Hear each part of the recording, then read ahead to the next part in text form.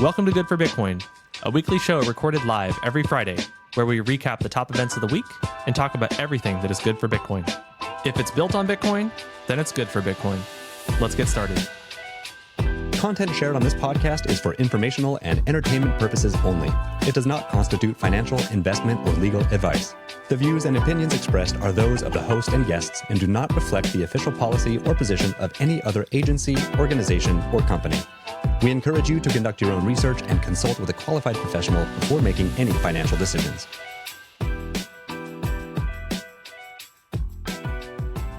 Well, hello, everybody. Welcome to Good for Bitcoin. My name is Brandon, social media manager at Trust Machines, joined, thankfully, this week by my co-host, Kate. We missed you last week. Happy Friday, Kate. Happy Friday. Happy to be back on the show. But you did a great job doing solo. I know it's sometimes scary, but I did my absolute best, but it is very hard to do this show alone. So I'm very glad that you're back. We are the definition of show must go on. Absolutely. Yeah, I mean, last week was an important week. There was like a few pretty important things that happened. So definitely needed to talk about it. Yeah, there's news every week. We can't. I know.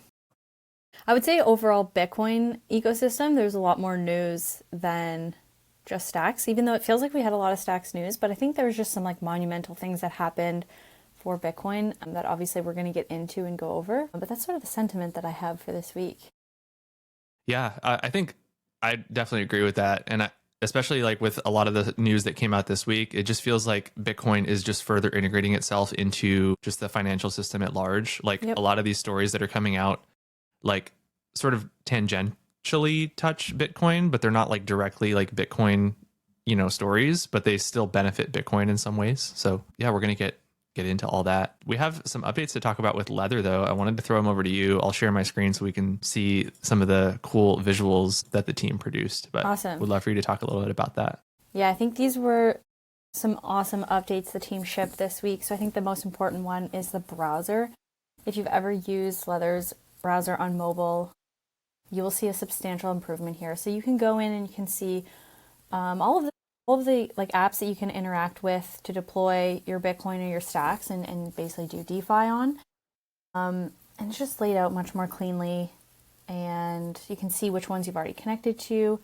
I think if you use the old browser, you'd have to type in the URL of the app that you're trying to use, and sometimes people use .io or .xyz, and it's sometimes confusing. So this is super easy to see, what you can interact with, what you've already interacted with, and it's just really cleanly done in classic Leather fashion. Oh, I don't hear you.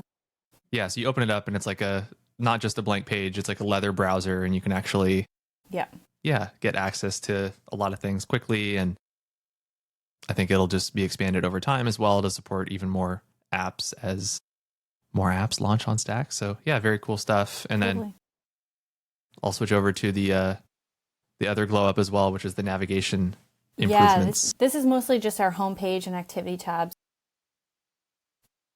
It's interesting, like these small changes, for instance, send and receive, if you see it on the home screen, just having that like quick access makes all the difference when you're interacting or you're trying to like send funds, receive funds. So we switched up that layout, and then the activity tab, which just shows like any interaction that you've had.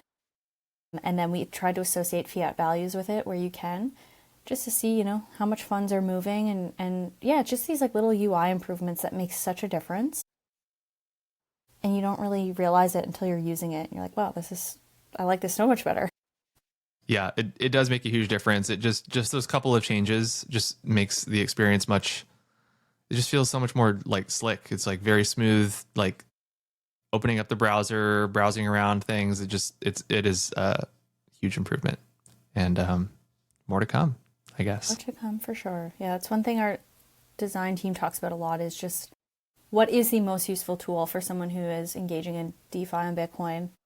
Like obviously a really important thing is wanting to see where all of your open positions are and being able to track those. And it's almost like a tool to see, it's to help you. So that's a lot of the conversations that we're having on how to iterate and make this better, and what is the most useful mobile Bitcoin wallet you can have and how that relates to like a desktop wallet and all of those things. So definitely more to come from Leather, and I'm very excited to see what the team comes up with.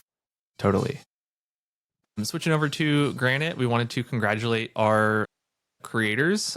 Creator program for July ended, and we awarded 5 creators 0.001 SBTC, which is a little over $100 worth of Bitcoin. And everybody that participated also received this NFT here, the Stonemason NFT. So just wanted to give a shout out to our 5 winners. We had Crypto Mayor, Zaya Choco. We had Cyborg Meister, Mr. maybe, I think is how it's pronounced. Frizzling, and Grimaldo Remade. Those 5 won the big prize, and stay tuned for the August Creator Program whenever we announce that. Granite has a few pretty big announcements in the pipeline over the next like week or two, so I think we're going to wait for those announcements to do the Creator Program again. Coming soon. Also, really amazing earn rates right now. Yeah. Almost 25% APY for stablecoin deposits. It's pretty crazy. That's awesome. Love to see it. And yeah, congrats to those creators. The submissions were really good this time. We had a little bit less than the first cohort, but I don't know, I feel like the quality almost went up this time. So it was awesome. Awesome Definitely. stuff. Yeah. Always love quality over quantity. There you go. I almost said that backwards. I had to fix myself. Also wanted to switch over to just talk about the results for the STX DeFi campaign that Kate and I have been helping the Stacks Foundation with. We just wrapped up season 3 yesterday. Each season is like a 2-week long sprint, and these are designed to bring new users into the Stacks ecosystem, have new wallets, new AEUSDC holders is another one that we're targeting to try to, entice some more stablecoin activity, and also just pumping up transaction volumes.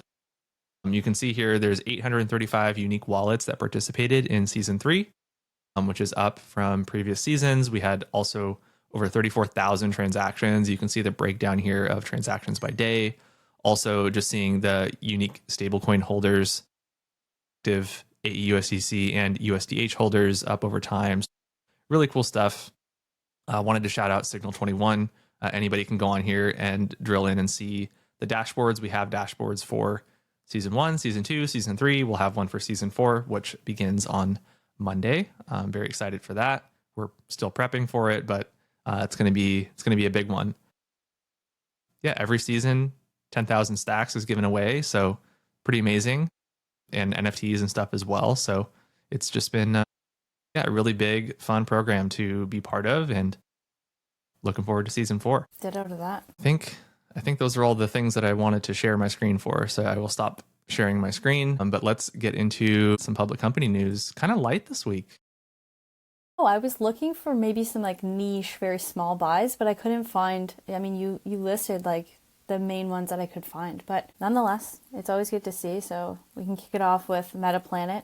I think they're being called Asia's MicroStrategy at this point. I mean, they're very far off, but Yeah, they got a long way to go. They got that title. So they bought 463 Bitcoin, and they now hold a total of 17,595. We saw Vaults Capital bought 47.75 BTC. They now hold 117.85 Bitcoin. And then we have the, I guess, MicroStrategy of France. Every country has their own MicroStrategy. It's like an instant like click of like, oh, I get what you're doing. So I guess it works. So Capital B, they bought 62 Bitcoin, and they now hold 2,075 BTC in total. I think that's a great name. It calls back so to good. Bitcoin versus like Bitcoin, right? Bitcoin network versus Bitcoin the asset. So Capital B, that's pretty Totally. cool. Love it. Asset manager Parataxis Holdings is also going to be going public via SPAC, and they said that they will be buying up to $640 million worth of Bitcoin for their treasury. So big omission from this list this week is no MicroStrategy. I know. We have the MicroStrategy of, but no MicroStrategy themselves. I wonder what happened. Summer vacation, maybe. I don't know. Yeah, I did want to share this chart, which I thought was pretty cool. I feel like it's coming from Bitwise, but they lifted this chart. But it just shows how much Bitcoin has been purchased by BTC corporate holdings versus actual like new BTC supply that's been mined. So Wow. over, almost nearly 4 times more Bitcoin purchased than mined this year, which is crazy. Yeah, charts like this are mind-blowing to see because you just like fully understand the shift that's happening and the adoption that's happening from institutions. It's crazy. Yeah. I talked about last week on, the $9 billion sale that Galaxy facilitated. Since then, I think just in like the past week, half of that has already been absorbed by these corporations in like new acquisitions. So that's why it didn't really move the market, because like literally it's all being bought by individuals and also these like corporate holdings. So everyone just wants to acquire Bitcoin. Not stopping. Really do. They are not stopping. Okay, let's get into some of the news. First one, which was very cool for our ecosystem, is the SEC says that liquid staking tokens are not securities. So they released this, quote, statement on certain liquid staking activities. The SEC has previously provided some guidance on solo staking, self-custodial staking with a third party, like in a pool, like a mining pool kind of equivalent, and custodial staking, but their new guidance specifically addresses liquid staking. And first, it sort of defines what liquid staking is. To sort of paraphrase, because it's kind of longer, it says depositors would deposit their crypto assets into a protocol that holds them in a smart contract on behalf of the depositors. And then it issues staking receipt tokens to the depositors in a programmatic manner. The minting / issuing / redeeming is performed without the need for a third-party intermediary. So all smart contract based, you're getting these liquid staking tokens, very similar to on the stack side, what we see with apps like Stacking DAO or Lisa, where you get, STX or STX BTC. So huge win for those two in particular in the Stacks ecosystem. But it's basically the SEC giving more clarity and just saying like, yeah, these are not securities. So very cool that, these types of tokens can be kind of, I guess, compliantly or more safely offered in the US. And, you don't have to worry about the SEC cracking down on you. I think if anything, it's just refreshing to see this. And you have this feeling like regulators actually understand some of the technical mechanics of how this stuff works. Because there's nothing more frustrating than seeing people trying to dictate what can happen and why when they don't understand what's happening to begin with. And so this is like obviously green light for DeFi builders, a lot of people and a lot of protocols in stacks. Yeah, it's just like a breath of fresh air, really. It's like, finally, you get it. Yeah, well said. It is totally a green light. I mean, you have to imagine like, not just in our ecosystem, right? But just everywhere. Like there's probably products that just have not ever launched because the creators were too scared of like the consequences for launching a liquid staking, platform or something like that, right? Because they were worried about regulation coming down on them. And it's great to just have this clarity to be able to build and progress this industry forward. So pretty good stuff. Couple new executive orders that touch crypto coming from Trump this week as well. First one is democratizing access to alternative assets for 401k investors. And a lot of crypto people were tweeting about this week, saying that this was going to allow you to buy Bitcoin in your 401k, which is technically true, but there's a lot more that it does. It's not just like a Bitcoin, executive order. It doesn't actually even mention Bitcoin in it, which is interesting. But just to pull out a couple quotes here, it says, while more than 90 million Americans participate in an employer-sponsored defined contribution plans, the vast majority of these investors do not have the opportunity to participate either directly or through their retirement plans in the potential growth and diversification opportunities associated with alternative asset investments. So basically it's unlocking several new sort of asset types that you might be able to invest with your 401k. It doesn't mention Bitcoin by name, which I actually think is a good thing, for like, just don't, you don't need to acknowledge it. I think you can just leave it open. Yeah. But it does say includes holdings in actively managed investment vehicles that are investing in digital assets, which to me reads like ETFs, and direct and indirect investments in commodities, which we know Bitcoin is a commodity. So kind of touches that as well as some of the alternative assets that it is talking about. So basically what this does, it doesn't just mean like you can go onto Fidelity or wherever today in your 401k and immediately buy. There's a process. Basically, this directs, now that this executive order is out, it directs the Department of Labor to, within 180 days, re-examine its previous guidance that it might have offered, to employers on, offering these types of alternative investments. We might not actually see, the ability to buy Bitcoin in your 401k for multiple months down the road. It's still, step in the right direction. Yeah, there's a few other things that it outlines. Yeah, interesting. Maybe soon. Maybe soon.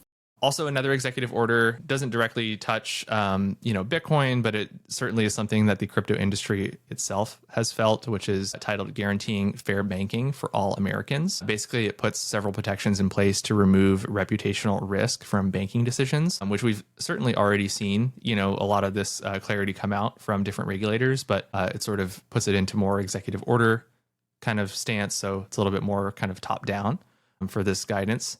It specifically calls out Operation Choke Point, says nobody should lose banking access based on their political or religious beliefs. My opinion is, these executive orders are great, but they could be like voided in 4 years, right, with the next administration. So it is super important that there's been a lot of really great progress. We have, of course, like the Genius Act, Clarity Act is probably coming soon, but really important that lawmakers continue to advance these bills that actually codify these rules into law so that they are protected and can't be revoked 4 years down the road when Trump is no longer in office. So yeah, my 2 cents, but still good progress. I totally agree. I could see, because there's so many, it seems like there's this reshoring of crypto companies back to the US. And I think if anything, that just makes it like the lobbying for that industry a lot stronger as well. So I'm hopeful that maybe some laws will actually get passed and it's not just executive orders, like you said, because yeah, at the end of the day, in 4 years, those could go bye-bye. So I don't know. I'm hopeful that even Coinbase, I know they're huge advocates for policy change. That's kind of the hope there, is that a lot of these larger companies have a lot of momentum to make some real long-lasting change. Yeah, I do think though it is super important to have laws for these things, but also I think once the floodgates do open, right, it would be really hard to sort of be like, oh, you can't actually buy Bitcoin anymore, 4 years from now. So I think once you can, I think it would be really hard to take that back. But I mean, maybe it could still happen, but that's maybe a slight positive if it doesn't actually become a law that you can do it. Yeah, exactly. One really important story, wanted to throw this one to you, was this news with Tornado Cash. So I'm gonna let you talk about it. Yeah, totally. This kind of took over the X Twitter timeline for a while. So this is about Roman Storm. He's the co-founder of Tornado Cash, and he was found guilty of conspiring to operate an unlicensed money transmitter. So just to be clear, he didn't launder money. He didn't run a custodial service. He didn't process. He didn't approve transactions. He was basically publishing open source code.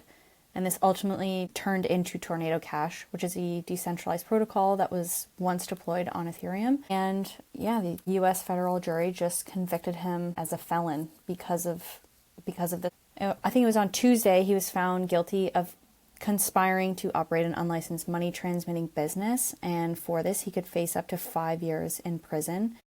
I think there's more severe charges that they're still trying to find a verdict on, like the money laundering and violating US sanctions. But overall, this is just sending a very strong signal and message that writing code that is protecting your privacy could eventually lead to a criminal charge. Obviously, his lawyer team is going to try to appeal the conviction, but it's just, it's scary because for some of the charges that he's still on trial for, it could be up to 20 years of prison time. And it's just, as much progress has been made in the US towards a lot of, open source protocols and being able to operate it, there's still some clear misunderstandings from the public and from the legal system as to how open source code works. So not a good win. Actually, quite a big loss, I would say. Yeah, and it's just there's just a lot of hypocrisy in the ruling of this, right? We've seen, I think, like this year, we've seen more clarity come out on, this code is law sort of idea, and smart contracts, and if they can be sued, right, or like controlled in certain ways, and it's certainly something that hopefully they're going to appeal and try to fight. I feel like something like this is almost as similar to something like Ross's case, right, with Silk Road. Like Silk Road wasn't a decentralized platform, but he didn't he wasn't a drug dealer or anything like that directly, right? He just had this open marketplace that anybody could offer and buy and sell things on. So it's a similar case, right? It's like how guilty are you of these things? So. Exactly. Yeah, it's basically setting this precedent that like if you publish anything, that you should know all of the different ways that anyone could use your code, and that's just totally nonsensical. If your code is misused, it shouldn't be your fault. And I would even compare it to like Satoshi himself, and maybe like that is something that he took into account. Maybe that's why he's anonymous, is because he published open source code and it's a protocol that people have used for so many different things. Should he be held liable for how people spend their Bitcoin or transact? Like, that's a far stretch. Yeah, it goes back to, I think we've talked about this analogy of like, it's just a tool, right? Yeah, People exactly. can use tools for good. They can use tools for bad. If I use, the Google Chrome browser to commit fraud, is Google's, to blame? Like, no. So it's kind of a similar sort of argument there. We should put the Fed on trial at that point for printing cash. Yeah, totally. Just kidding. Yeah, hopefully we'll continue to see some updates here. Hopefully some updates for the better. Yeah. I'd imagine that there's a lot of energy, and attention being put on this case now, and hopefully it's something that they'll try to fight and appeal, and hopefully protect free speech and protect just protect him. We'll keep updated on this one for sure. Yeah. Throughout the show. Wanted to end it on a slightly positive, more positive story. This is just a very quick one. Coinbase tweeted this out yesterday, the classic Maven's bot image of Bitcoin. I guess Grok has this new tool where you can like take an image and you can like make it into like a video kind of thing. So Coinbase tweeted this out, and it was pretty cool. And Elon Musk retweeted it. So Elon's still a fan of Bitcoin, I guess. He retweeted it, and then the markets went wild. Of course. Yeah. The man knows how to move markets. I think some of the meme coins that like are surrounding this were pumping like 70% or something. Insane. I mean, yeah, you gotta, Maven's bot has, the Wizards collection. Obviously you have Taproot Wizards. Yep. Yeah, all the wizards, all the wizard derivatives, all pumping. Okay, I guess that about does it for the news this week. A bit of a shorter week on the news side, but maybe we'll see MicroStrategy buying some Bitcoin next week, and we'll have more to talk about. Yeah, we'll have a big week next week, I'm sure. But yeah, thanks everyone for tuning in and listening. I hope you guys have a great weekend. Yeah, see y'all next week.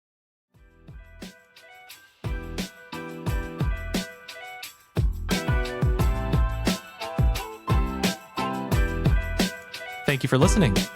We record Good for Bitcoin live every Friday at 2 p.m. Eastern Time on X. Please follow us at Trust Machines Co. if you would like to listen and engage with us live. Visit us at trustmachines.co for all the latest Bitcoin news. We'll see you next week.